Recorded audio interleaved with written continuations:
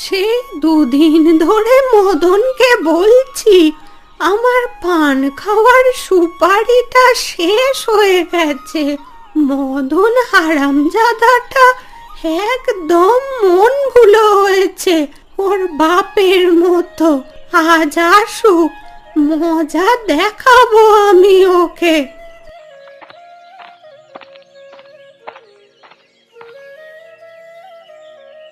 কি ব্যাপার খুড়ি, তোমাকে না ডাক্তারবাবু কতবার করে পান খেতে মানা করে গেছেন, আবারও তুমি পানের ডালি নিয়ে বসেছো? এটা তো আমি লুকিয়ে রেখেছিলাম ভাড়ার ঘরে, তুমি কি করে খুঁজে পেলে গো? তোরা কি ভেবেছিস এভাবে পানের ডালি লুকিয়ে রেখে আমার পান খাওয়া বন্ধ করে ফেলবি? এই গয়ার চোখ ফাঁকি দেওয়া এত সোজা না। আমার চুলগুলো বাতাসে পাকেনি, বুঝলি? সে তুমি যাই বলো না খুড়ি, তোমাকে আমি আর পান খেতে দিচ্ছি না। ভালোই ভালোই পানের ডালিটা আমাকে দিয়ে দাও, না হলে কিন্তু কাকাবাবু বাড়িতে এলে আমি সব বলে দেব। না না, সোনা মেয়ে আমার, খোকাকে কিছু বলিস না। খোকা এসব শুনলে বড্ড রাগ করবে। আমি তোকে 10 টাকা দেব, বিনিময় তুই খোকাকে কিচ্ছু জানাবি না। আমাকে টাকার লোভ দেখিয়ে লাভ নেই, আমি যেটা মাইনে পাই সেটা দিয়ে আমার দিব্যি চলে যায়। এখন ভালোই ভালোই পানের ডালিটা আমাকে দিয়ে দাও। তোরা এমন কেন রে কমলা? আমার জন্য কি তোদের একটুও মায়া হয় না? মায়া হয় বলেই তো তোমার স্বাস্থ্যের দিকে এত নজর রাখি। আজ এই পানের ডালি আমি এমন জায়গায় নিয়ে গিয়ে রাখবো যে তুমি আর খুঁজেই পাবে না। আমার কথাটা শোন কমলা, পানগুলো নিয়ে যাস না এখান থেকে।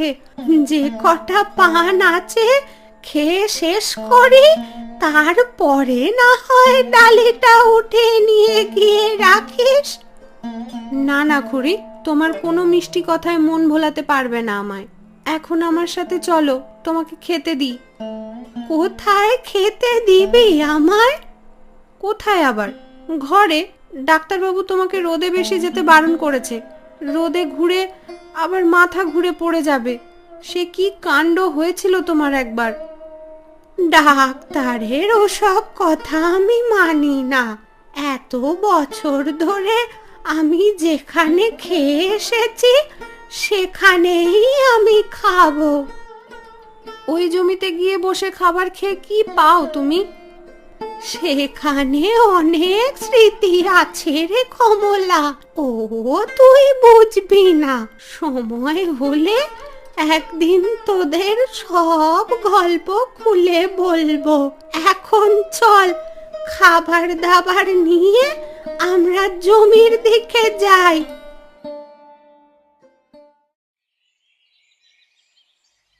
কি রে কমলা, পাশের বাড়ির জবারা তো কেউ এলো না এখনো। ওদেরকে আজ ডাকিসনি খেতে? না গো খুড়ি, সকাল সকাল উঠেই রান্না বান্না সেরে এখানে আস্তে আস্তে আর ওদের কথা খেয়াল হয়নি আমার। বিমলাকেও তো ডাকতে পারতিস, বেচারি ছেলের বউয়ের অত্যাচারে দুঃখের কথা এসে আমাকে বলে। বেচারির জন্য বড্ড মায়া হয় আমার। লোকের জন্য অত মায়া দেখাতে হবে না তোমায়। তোমার কিছু হলে কজনে আসবে তোমায় মায়া দেখাতে? সে কেউ এলো বা না এলো তা নিয়ে আমি এত ভাবি না। যারা আমাকে মন থেকে ভালোবাসবে তারা ঠিকই আমার বিপদের দিনে এগিয়ে আসবে। মদনদাকে সেই কখন হাটে পাঠিয়েছি বাজার করে আনার জন্য, এখনো তো ফেরার নাম নেই দেখছি। মদনকে একবার পোস্টমাস্টারের বাড়িতে ঢু মেরে আসতে বলিস তো। খোকা তো অনেক দিন হয়ে গেছে গেল, কোনো চিঠিও দেয় না। সে তোমায় বলতে হবে না খুড়িমা, তোমার বলার আগেই আমি মদনদাকে বলে রেখেছি সপ্তাহে একবার যেন পোস্টমাস্টারের বাড়িতে যায়। আমার নাতনিটা কতদিন হয়ে গেল গ্রামের বাড়িতে আসে না। এই বর্ষা বাদলার সময় কি আর শহরে থাকলে মন ভালো থাকে? ঝড় বৃষ্টির দিনে আনন্দ তো এই গ্রামেই পাওয়া যায়। ওরা শহরের মানুষ, ওদের হয়তো গ্রামে এসে ভালো লাগে না, তাই আসে না।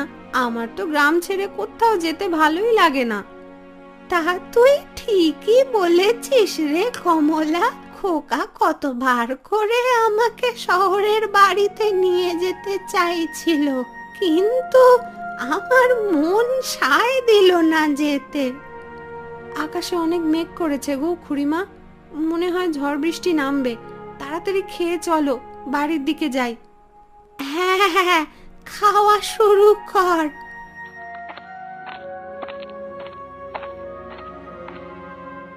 আরে হতচ্ছাড়া মদন, দুটো বাজার করে আনতে বুঝি এত সময় লাগে তোর?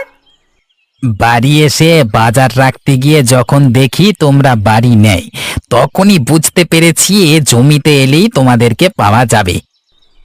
এটা তো আমার পুরনো অভ্যেস, ভালো করেই জানিস। তা তোর হাতে ওটা কি রে মদন? চিঠির মতো কি যেন দেখাচ্ছে ওটা। তুমি ঠিকই ধরেছ গো গিন্নিমা, আমার হাতে এটা চিঠি দাদাবাবু শহর থেকে পাঠিয়েছে। তোমার শরীর কেমন আছে সেটা জানতে চেয়েছে। আচ্ছা, চিঠিটা এখানে রেখে আমাদের সাথে আগে খেতে বস।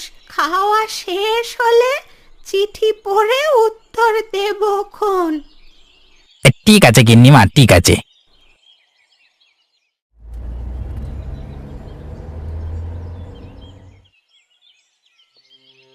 সকাল সকাল উঠি অফিসের তারা, মেয়ের খাবার, আর পারি না আমি। গিন্নি কেন যে আমাকে একা ফেলে চলে গেল। এই তো এত কাজ আমি একা করতে কি আর পারি? ননিমা, আরে ও ননি, খেতে আয় দেখি। কি হয়েছে বাবা, আমায় ডেকেছো কেন? সকালের খাবার খাবি না নাকি? খেয়েই তো আবার স্কুলে যেতে হবে। ওদিকে বাইরে দেখলাম আকাশে অনেক মেঘ করেছে। আমি খাবো না বাবা, আমার খিদে নেই। এমন কথা বললে কি হয় মা? তাড়াতাড়ি খেয়ে যে আবার তোকে স্কুলে যেতে হবে, আমাকে আবার অফিসে যেতে হবে।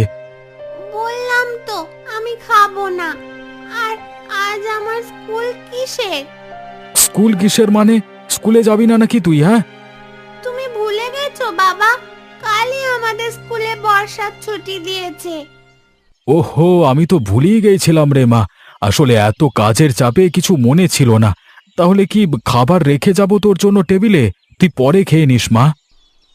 না, আমি কিচ্ছুটি খাবো না।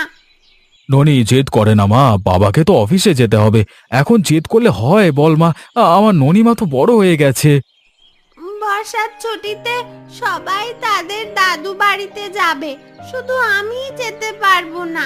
তোমার অফিসের জন্য আমি কোথাও দুদিন বেড়াতে যেতে পারি না।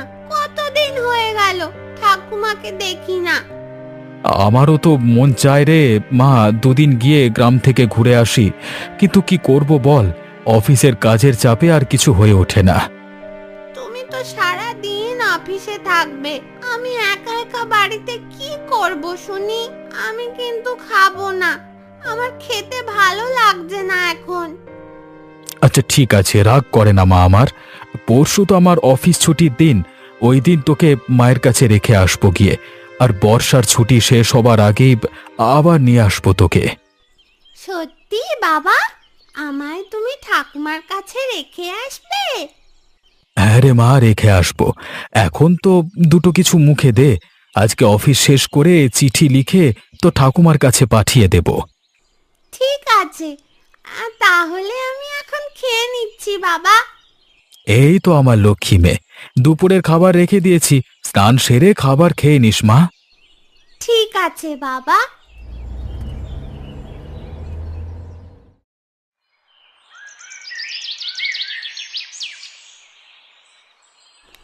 কমলা, আরে ও কমলা, কোথায় গেলি রে মুখ পুরি তুই? সেই কখন সকাল হয়েছে, আমাকে এখনো এক কাপ চা খেতে দিলি না। কি হয়েছেটা কি শুনি? সকাল সকাল এভাবে চেঁচিয়ে ডাকছো কেন আমায়? বাড়িতে বুঝি আমার আর কোনো কাজ নেই? মা গো মা, হতচ্ছাড়ির কথা শোনো। বলি, আমাকে দেখাশোনা ছাড়া আর কি কাজ আছে তোদের শুনি? সেই কখন সকাল হয়েছে, আমাকে এক কাপ চা দিলি না কেন এখনো? চা দেব কি করে? সবে মাত্র তো জলটা গরম বসিয়েছি চুলায়। এত দেরি করে জল গরম দিলি যে? অন্যদিন তো সকাল সকাল চা দিয়ে আমার মাথা খারাপ করে দিস। আজকে জবাদির কাছে গেছিলাম একটু, গল্পে গল্পে কখন সময় পার হয়ে গেল টেরই পাইনি কিছু। তা টের পাবি কেন? তুই যে গল্প শোনার পোকা, কোথাও গল্প দেখলেই হয়েছে আর কি, অমনি বসে পড়বি ওখানে। আজ সকালে জল খাবারে কি খাবে গো খুড়িমা? আকাশটা কেমন মেঘলা মেঘলা হয়ে আছে। এই ঝড় বৃষ্টির দিনে বেগুন ভাজা খেতে খুব ভালো লাগে। তুই আমার জন্য একটু খিচুড়ি আর বেগুন ভাজা করে দে তো মা। কিন্তু আমি যে লুচির জন্য লেচি কেটে ফেলেছি, আজ আলুর দম বানাবো বলে আলু সিদ্ধ দিয়েছি। ওরে মুখ পুরি, তাহলে আমায় আবার কেন জিজ্ঞাসা করলি শুনি? তোমার কি খেতে মন চায় সেটা শুনে নিলাম। আজ বানাইনি তো কি হয়েছে, কাল বানিয়ে রাখবো খন।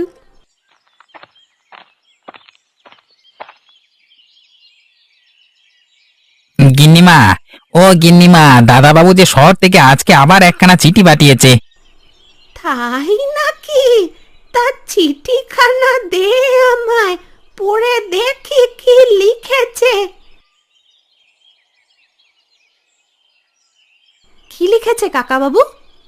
ওরে তাড়াতাড়ি সকল কিছুর জোগাড় যন্তর করে রাখ, আমার খোকা আর আমার ননি দিদি ভাই আসবে আগামীকাল। তাই নাকি? তাহলে তো খুব ভালো হবে, এ বাড়িতে আবার প্রাণ ফিরে পাবে। তুই যা মদন, বাজারে গিয়ে বড় সড়ো দেখে মাছ নিয়ে আসবি।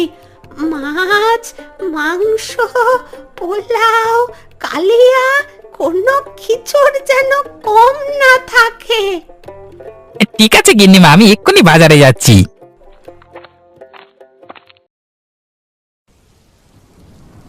জানিস কমলা, বৃষ্টির দিন এলেই আমার মায়াদির কথা খুব মনে পড়ে। দিদি আমাকে অনেক কিছু শিখিয়ে গেছে। দিদি ছিল বলেই এতটা পথ পাড়ি দিতে পেরেছি আমি। আজ সবই আছে, শুধু দিদি নেই। কি করবে বলো খুড়ি, মানুষ তো আর চিরকাল বেঁচে থাকে না। একদিন তোমাকে আমাকেও এই দুনিয়া ছেড়ে চলে যেতে হবে।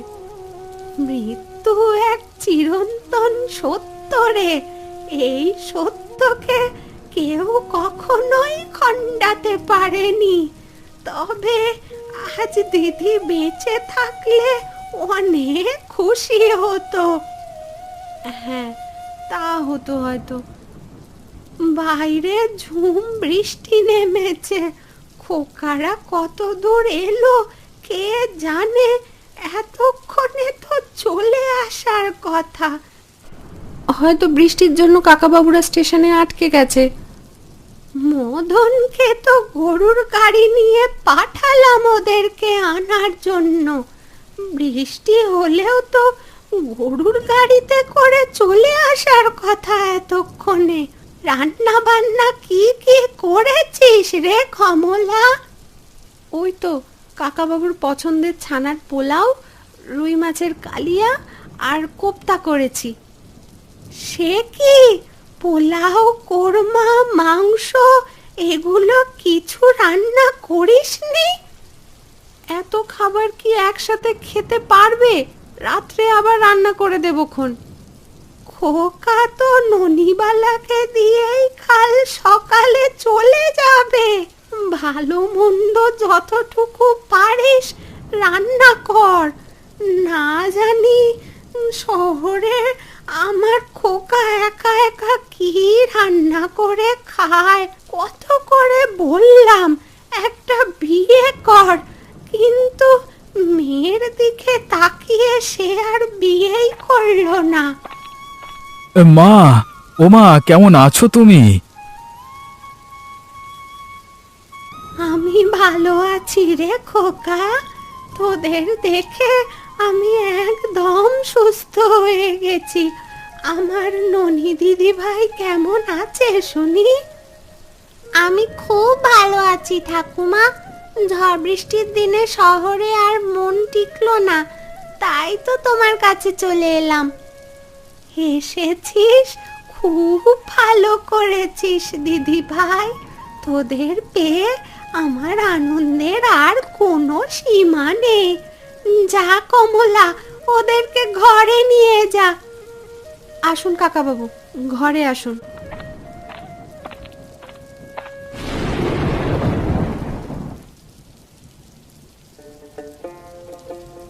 আজকের আবহাওয়াটা বেশ ভালো লাগছে, তাই না খুড়ি? বাইরে ঝড় বাতাসের পরিবেশ, আর আমরা এখানে খেতে বসেছি। রোজ রোজ জমিতে এসে খেতে আমার ভালো লাগে না। এই খাবার দাবার কষ্ট করে বয়ে আনা দায় ভালো লাগে না। দেয় কটা খাবার বয়ে জমিতে নিয়ে আসবি, তাতে নাকি আবার কষ্ট হয়? বলি, আমি ছোট থাকতে রোজ রোজ জমিতে খাবার নিয়ে আসতাম বাবার জন্য। কিন্তু রোজ রোজ এই জমিতে কেন খাবার খেতে হবে বুঝলাম না ঠাকুমা। কি কারণে তুমি এই জমিতে এসে ভোজের কাজ সারো? সেটা জানতে হলে তোদের যেতে হবে আমার ছোটবেলায়। আমার যে এক পুরনো ইতিহাস আছে, যার সাথে জড়িয়ে আছে আমার মায়া দিদি। এই মায়া দিদিটা আবার কে? মায়া দিদি ছিল আমার বড় বোন। আমার বাবার 2 মেয়ে ছিলাম আমরা। এই জমিতে আমার বাবা আর বড় বোনের স্মৃতি বয়ে বেড়াচ্ছে। কি স্মৃতি সেটা আমাদের বলো দেখি। শোন তাহলে।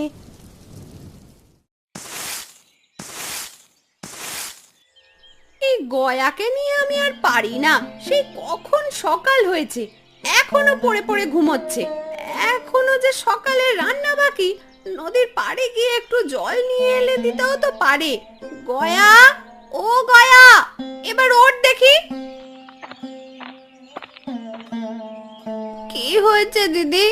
সকাল সকাল আমায় এভাবে ঘুম থেকে ডেকে তুললি কেন? সকাল গড়িয়ে দুপুর হয়ে যাবে একটু বাদেই, সে খেয়াল আছে তোর? বলি, নদীতে গিয়ে থালা বাসনগুলো ধুয়ে নিয়ে আয় দেখি, আর সেই সাথে কলসি ভরে জল নিয়ে আসবি। আমি এদিকে সকালে রান্না চাপাই। এখনো ঘুম থেকে উঠেই নদীতে যেতে আমার ভালো লাগছে না দিদি। তা বললে কি আর হয় বোন? জানিস তো নদীর জল ছাড়া আমাদের কোনো কাজ করার উপায় নেই। আর তাছাড়া একটু বাদেই তো বাবা আবার মাঠে যাবে। তুই কি চাস বাবা না খেয়ে মাঠে যাক? না না দিদি, আমি চাই না আমার কাজের অবহেলার জন্য বাবা না খেয়ে মাঠে চলে যাক। এই তো লক্ষ্মী বোন আমার। এখন যা, রান্নাঘর থেকে থালা বাসনগুলো আর কলসিটা নিয়ে নদীতে চলে যা। ঠিক আছে দিদি, আমি এক্ষুনি যাচ্ছি।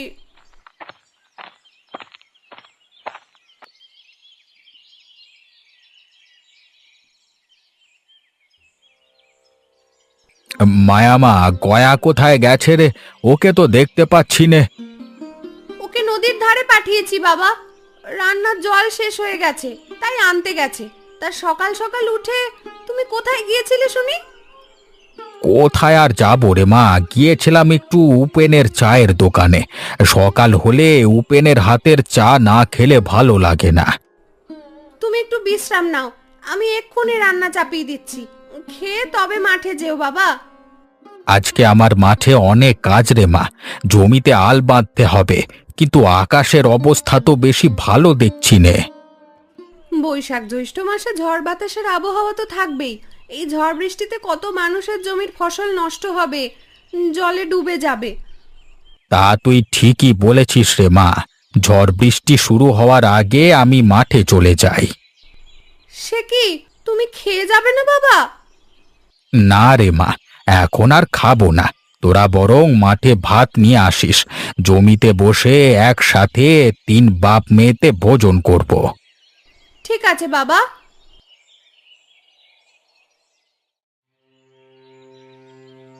হ্যাঁ গো কানুদা, আজকে আকাশটা কেমন মেঘ করেছে দেখেছো?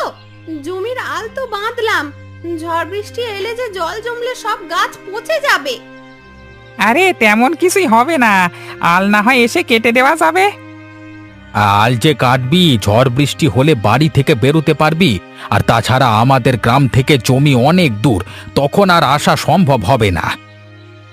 আমার মনে হয় না এত ঝড় বৃষ্টি হবে। সারাদিন কেমন একটু বাদে বাদেই তো আকাশ মেঘলা করছে আজকে কদিন ধরে, কিন্তু পরক্ষণই আবার রোদের কি তাপ। কি জানি, এত কষ্ট করে বোনা ফসল নষ্ট হয়ে গেলে যে বিপদ হয়ে যাবে। সারা গাঁয়ের লোক না খেতে পেয়ে মরবে তখন। হ্যাঁ রে, তোরা খেয়েছিস সকালে নাকি না খেয়েই মাঠে চলে এসেছিস?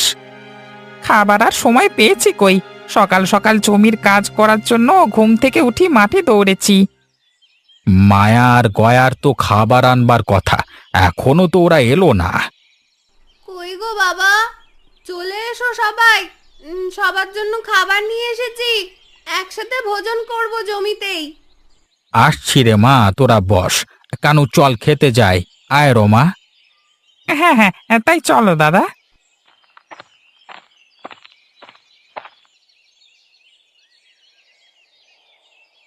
মায়া, ও গয়া, একবার ঘরে আয় তো মা, আমার শরীরটা আজকে বেশি ভালো লাগছে না। এ কি বাবা, তোমায় এমন বিমর্ষ দেখাচ্ছে কেন? কি হয়েছে তোমার? আমার বোধহয় জ্বর এসেছে রে মা, মাথার ব্যথায় উঠতে পারছি না। সে কি কথা বাবা, তোমার জ্বর উঠেছে, আমাদের আগে কেন ডাকুনি? আমি তো ভেবেছিলাম হয়তো একটু মাথা ব্যথা করছে, পরে সেরে যাবে, কিন্তু এখন দেখছি জ্বরে আমি মাথা তুলতে পারছি না। আজ তুমি বিশ্রাম নাও, তাহলে আজকে আর মাঠে যেতে হবে না। জমিতে যে অনেক কাজ পড়ে আছে মা, আমি না গেলে কাজগুলো করবে কে? তুমি ওসব নিয়ে চিন্তা করো না বাবা, আমি আর দিদি গিয়ে করে আসবো খন। না না, তা হয় না মা, তোরা মেয়ে মানুষ, তার উপর এই শক্ত কাজ তোরা করতে পারবি না। তুমি এত কিছু ভেবো না বাবা, আমি আর দিদি ঠিক করতে পারবো। ঝড় বৃষ্টির সময় আমার বড্ড চিন্তা হচ্ছে তোদের জন্য। ঝড় বৃষ্টি হলে আমরা ছাউনিটার নিচে আশ্রয় নেব। চল গয়া, কাজে লেগে পড়ি।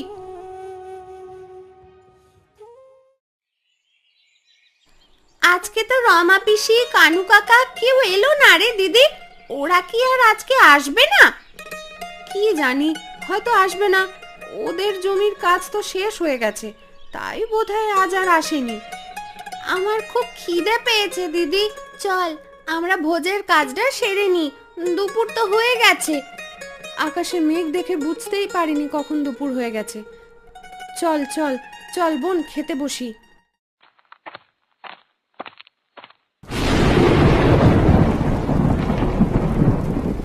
এ কি রে দিদি, বলতে না বলতেই দেখি ঝড় বৃষ্টি শুরু হয়ে গেছে, এখন আমরা বাড়ি যাব কি করে? আমার না খুব ভয় করছে রে দিদি। ভয়ের কিছু নেই গয়া, বিপদে সব সময় ধৈর্য ধারণ করবি, ধৈর্য হারালে চলবে না। আর আমরা এখন ফিরে যাব না, ফিরে গেলে বৃষ্টিতে জমিতে জল জমলে ফসলগুলো নষ্ট হয়ে যাবে যে। তাহলে এখন কি করব আমরা? শান্ত হয়ে বস, বসে ঝড় বৃষ্টি উপভোগ করেই আমরা ভোজের কাজটা শেষ করব। নে খাওয়া শুরু কর। ঠিক আছে দিদি।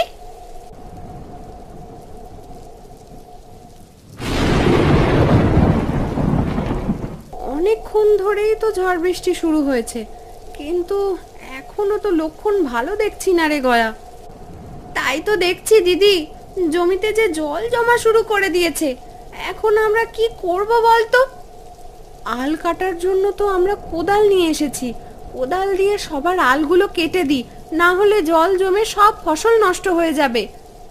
হ্যাঁ, তাই করি, চল দিদি।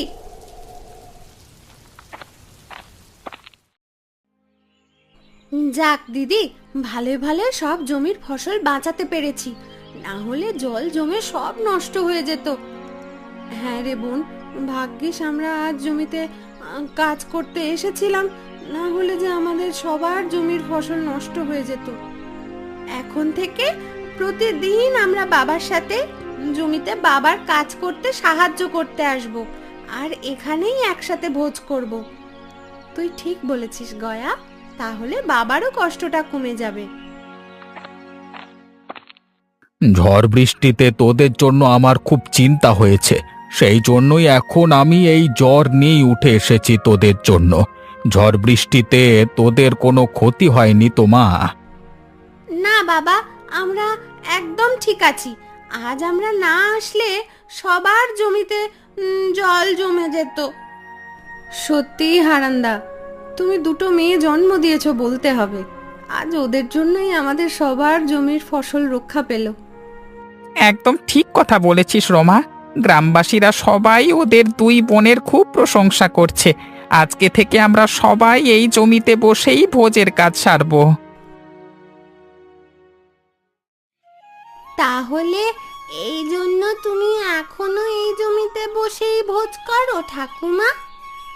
হ্যাঁ রে দিদি ভাই, সে বছর জমিতে অনেক ফসল ধরেছিল, সবার জমিতেই হয়েছিল, আর তারপর থেকেই এই জমিতে বসেই আমরা দু বোনে ভোজ করতাম, আর আমাদের সাথে সবাই যোগ দিত।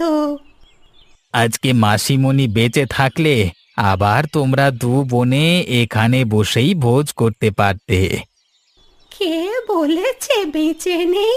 আমার মায়া দিদি তো আমার ননি দিদি ভাইয়ের মধ্যেই বেঁচে আছে। বিধাতা আমার এক দিদিকে নিয়ে আর এক দিদি ভাই উপহার দিয়েছে।